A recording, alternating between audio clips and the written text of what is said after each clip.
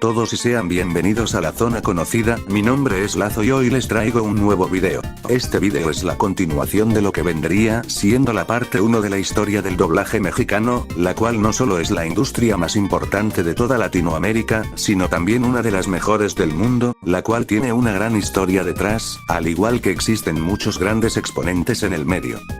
Este video también funcionará como especial de 100 suscriptores, algo con lo que estoy agradecido con todos ustedes. Ahora nuestro objetivo es llegar a los 500 subs, y para llegar muy rápido a esta cifra tienes que suscribirte al canal, al igual que puedes darle like al video y compartirlo, para que así lleguemos a más personas. Y ahora sí, sin nada más que decir, quédense al final, porque la zona conocida presenta el especial de 100 suscriptores, la historia del doblaje mexicano, parte 2.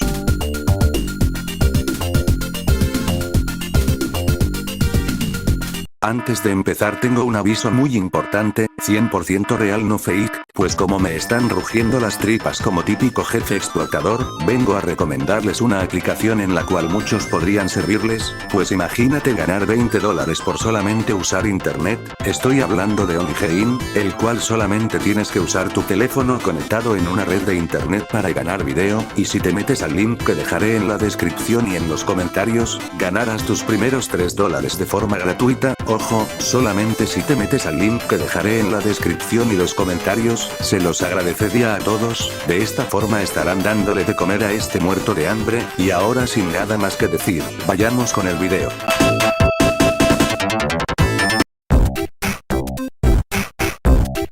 Llegando a los años 70, en la parte de Disney no ha pasado casi nada, solo que en esta década fallecería lamentablemente Edmundo Santos. Fallecería en 1977, siendo la película de Bernardo y Bianca la última película en la que participaría, siendo su gran amigo y cuñado, Francisco Colmenero, el que quedaría al mando de la mayoría de doblajes de Disney. En sí en esta década no ha pasado casi nada relevante, pero una de las cosas que sí mencionaré es que si bien el anime en México llegaría en los años 60, este empezó a tener gran popularidad en los 70s, siendo series como Heidi y Meteoro los exponentes de esta década, siendo dobladas en grabaciones y doblajes S.A. y en Cinsa respectivamente. Además México seguía siendo la sede principal para los doblajes de Warner Bros. Y por último a finales de esta década debutaría en el doblaje uno de los más grandes actores del medio, hablo de Carlos II, un grande que no necesita presentación, además de que no hace falta decir qué personajes realizó, pues apuesto que has escuchado su voz miles de veces, y si no estás seguro de eso, nomás observa esta imagen y te darás cuenta de la versatilidad de este actor. Por último mencionaré el único estudio de doblaje que se fundó en esa década, y como tal no fue un estudio 100% de doblaje, sino originalmente Track 3, nombre de este estudio, era la sede de grabación de spots publicitarios, pero Julio Macías, dueño de Sonomex, lo alquilaría para ser un estudio de soporte para doblajes, mezclas y postproducción.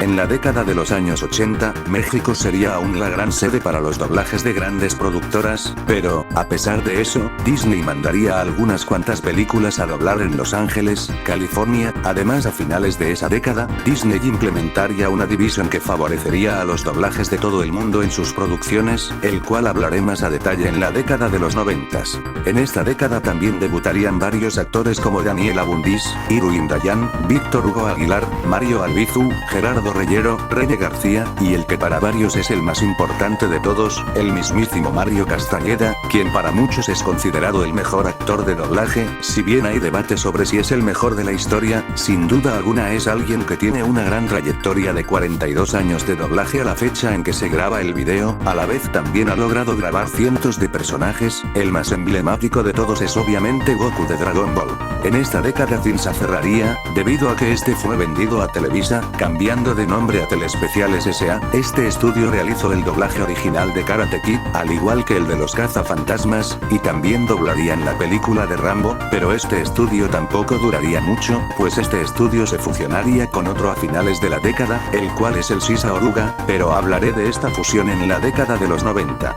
Hablando de otros estudios, los estudios Churubusco dejarían de realizar doblajes, solamente se dedicarían en la filmación de películas, además de usarse como estudio de apoyo para abriría otros estudios de doblaje. Abriría también Producciones Salvado, los cuales doblarían las primeras 2 temporadas de Family Guy, la serie de Saint Seiya, y los primeros 60 capítulos del redoblaje de Dragon Ball. Y sí, por si no sabían, el doblaje de este elenco es un redoblaje, pero de eso hablaré en un momento. Además de esto, el estudio doblaría varias series clásicas de Marvel. Otro estudio que cerraría sería el mítico Rivatón de América, debido al fallecimiento de Adolfo de la Riva, aunque hay que decir que la marca Rivatón sigue hoy en día, pues su sobrino Carlos de la Riva Sáez, abriendo el estudio Rivatón de Brasil, hoy en día llamado Delar, un estudio muy importante en la tierra del Hiogo Bonito. También se fundaría Videodoblajes, el cual su descripción en la Doblaje Wiki dice que es un estudio de doblaje mexicano, a la vez no ha hecho tantos doblajes, pero lo más interesante es que doblaría la serie de Zero y el Dragón Mágico, el cual es nada más y nada menos que el doblaje original de Dragon Ball, el cual tiene este elenco. Y si quieren que hable más a detalle de esto en un futuro video, denle mucho apoyo a este video, y si llegamos a 100 likes haré este video después de la tercera parte de esta serie. Ahora sí, sin nada más que decir, hablemos de la última década de la que hablaré en este video.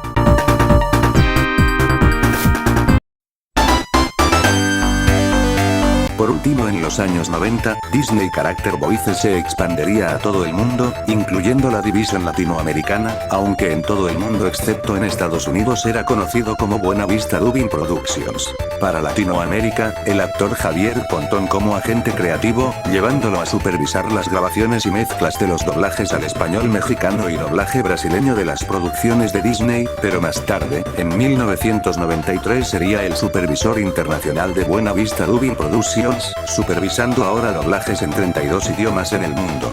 Y en 1995 la división ahora sí obtendría el nombre con la que se le conoce, ahora teniendo sus oficinas centrales en México. El doblaje latino de las producciones de Disney eran hechos con la misma calidad de lo que se hacía en el idioma original, y después, con el afán de que hubiera una persona encargada directamente con los doblajes de la región, se creó el puesto de supervisor creativo, quien se le fue dado a la actriz y directora Fabiola Stevenson. Todo esto siguió así hasta 1997, año en el que llegó una persona muy importante para los doblajes de la compañía, el cual sería Raúl Aldana, actor y director con bastante experiencia, y durante las 2 décadas que estuvo al mando ocurrieron varios cambios muy importantes, como por ejemplo, mandar a doblar algunas producciones a Los Ángeles y Monterrey de forma experimental. Abro un pequeño paréntesis para decirles que en efecto, no solamente se realizan doblajes en la CDMX, sino también se hace doblaje en Monterrey, Tijuana. ¿Quieres que hable más a detalle de esto? Recuerden apoyar el video.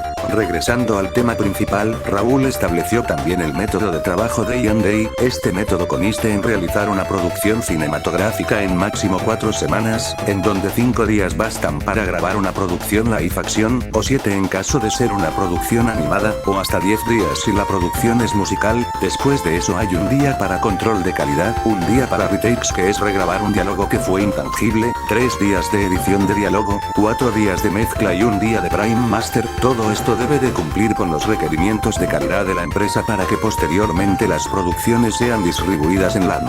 A finales de la década llegaría también DreamWorks con sus primeras 2 películas, las cuales serían la de Angie y el Príncipe de Egipto, las cuales se doblarían en México, al igual que el resto de películas de la empresa. Además, en esta década llegaría a Latinoamérica muchos animes, que son parte de la cultura popular de los latinoamericanos, como Saint Seiya, Sailor Moon, Slam Dunk, y sobre todo las míticas Dragon Ball, Dragon Ball Z y Dragon Ball GT, dando uno de los mejores doblajes mexicanos de la historia, incluyendo también los mejores openings de anime de la historia. Todo esto fue debido a la gran dirección de la famosa madrina Gloria Rocha, además de una excelente traducción y adaptación por parte de Brenda Nava, y sobre todo un excelente elenco conformado por grandes figuras del doblaje. Y para finalizar, hablaré sobre los estudios de doblaje que se originaron y de los que se extinguieron en esta década, pues recuerdan que había mencionado que Telespeciales y Sisa se fusionarían, pues ambos estudios, al ser ya propiedad de Televisa, decidieron cambiar el nombre de ambos a Audiomaster 3000,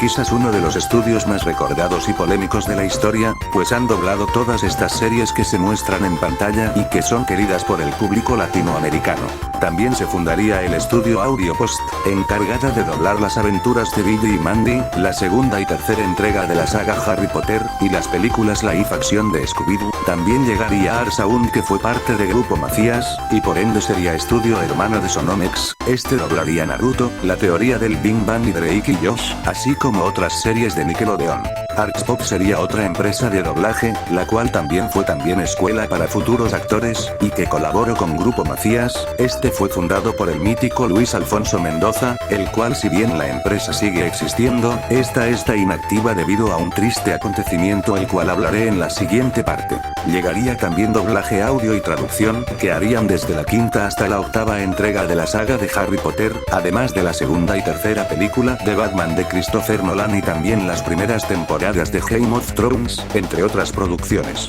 Por último mencionaré la más importante de esta década, me refiero a Intertrack, la cual dobló muchos animes de Toei Animation, incluyendo las ya mencionadas Sailor Moon, Slam Dunk y las 3 primeras series de Dragon Ball. También hubo muchos más estudios de doblaje que llegaron, pero les mencionaré solamente algunos, como Auditel, CB Audio, Larsa, The Kitchen México y doblaje por Candiani Dubbing Studios.